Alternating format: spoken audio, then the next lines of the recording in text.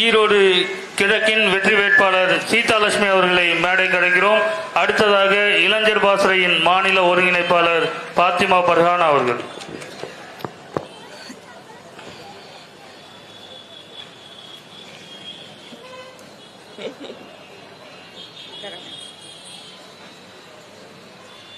இனிமை தமிழ்மொழி எமக்கின்பம் தரும்படி வாய்த்த நல் அமுது என்ற புரட்சி கவிஞர் பாரதிதாசன் அவர்களின் வரிகளோடு அன்னை தமிழுக்கும் அதே உணர்வோடு கூடியிருக்கும் உங்கள் அனைவருக்கும் எனது அன்பு வணக்கம்.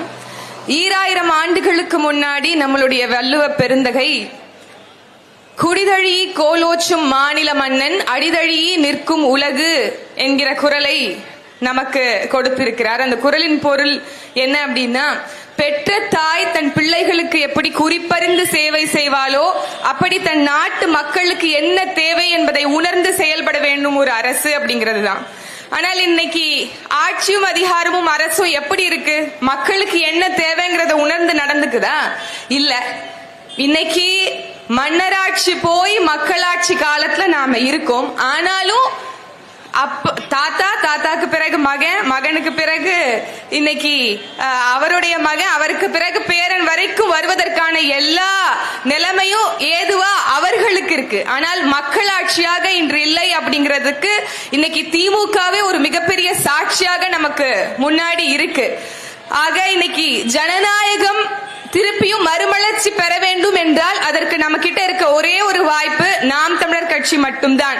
நாம் தமிழர் கட்சி 2016 களமிறங்கிய போது 1 விழுக்காடு வாங்கும் போது இதே மக்கள் எல்லாரும் சொன்னாங்க, 1 விழுக்காடு தான் வாங்கியிருக்கிறாங்க, நாம் தமிழர் கட்சி கரைந்து விடும், இல்ல யாரோடாவது இணைந்து விடும் என்றார்கள். ஆனால் சமரசமற்று இன்னைக்கு 8.22 விழுக்காடுகள் வாங்கி 36 லட்சம் வாக்குகளை பெற்று மக்களுடைய நம்பிக்கை கொண்ட ஒரு கட்சியாக மாறி நிற்கிறது என்றால் நாங்கள் உண்மையும் நேர்மையுமாக களத்தில் நிற்கிறோம் அப்படிங்கறதான் இது உறுதி செய்யுது. இந்த ஜனநாயகம் மீண்டும் மறுமலர்ச்சி அடைய வேண்டும், பணநாயகம் வீழ்த்தப்பட வேண்டும், தூய அரசியல் மலர வேண்டும், தீய அரசியல் வீழ்த்தப்பட வேண்டும், வெற்று வாக்குறுதிகள் வீழ்த்தப்பட்டு வெற்றிக்கான அரசியல் நிலைநாட்டப்பட வேண்டும், மக்களுக்கான அதிகாரம் மக்களிடத்தே வர வேண்டும் என்றால் நாம் தமிழர் கட்சி மட்டும்தான் இங்க மக்களுக்கு இருக்கக்கூடிய ஒரே ஒரு வாய்ப்பு. அதிலும் ஈரோடு கிழக்கு இந்த இடைத்தேர்தல் என்பது உங்களுக்கு கிடைத்திருக்கக்கூடிய மற்றும் ஒரு அரிய வாய்ப்பாகவே நான் கருதுகிறேன். ஏனென்றால் மாற்றம் என்பது சொல்லல செயல்னு சொல்றோம். அந்த மாற்றத்துக்கான ஒரு வாய்ப்பு உங்க எல்லாருக்குமே கிடைச்சிருக்கு. ஆக நீங்க உண்மையாகவே ஓராண்டுல நாம் தமிழர் கட்சி என்னெல்லாம் செய்யும் அப்படிங்கிற ஒரு ஒத்திகைய காமிக்கணும் நினைச்சீங்க அப்படின்னா கட்டாயமாக எங்கள் அக்கா சீதாலட்சுமி அவர்களுக்கு நீங்கள் வாக்களிக்க வேண்டும். படித்த பண்பட்ட ஒரு வேட்பாளரை களமிறக்கிறோம். நாம் தமிழர் கட்சியினுடைய கொள்கைகளை ஆணி வேறாக இன்று இருந்து கட்சி தொடங்கிய காலத்திலிருந்து 13 ஆண்டுகளாக தொடர்ச்சியாக அவருடைய களப்பணியை செய்து வருகிறார். ஆக சிறந்த பேச்சாற்றல் கொண்டவர், ஒரு சிறந்த களப்பணியாளர்.